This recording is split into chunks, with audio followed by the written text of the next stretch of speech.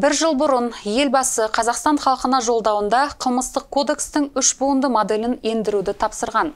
Риддер прокуратурасында осы модельдің қағидатын түсіндіріп, оны жұмысқа ендіруді қорытындылады. 3 буынды модель барлық елдерде қолданылады. Мұндай модельде қылмыстық процеске 3 буын жауап береді: полиция, прокуратура және сот. Бұл құрылымдар арасындағы өкілеттіктер нақты шектелген. Бірінші буын қылмыстық қудалау органы қылмысты айқындайды, қатысы бар адамдарды анықтайды, дәлелдемелерді жинақтайды.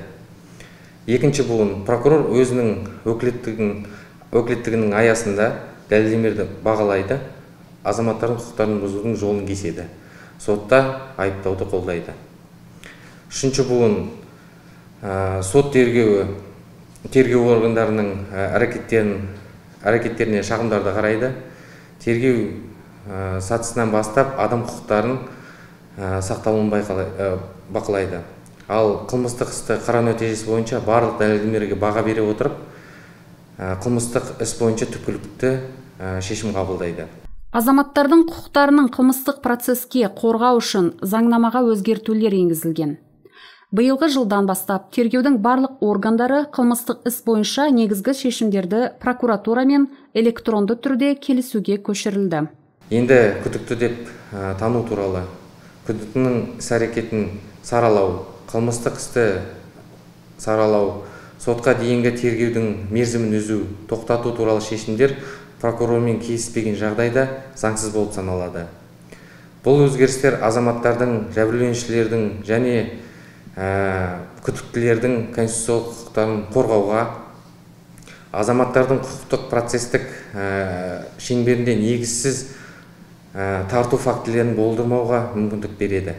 Жыл басынан Риддерде прокурорлармен келісуге 1387 басты үкімдер жіберілген.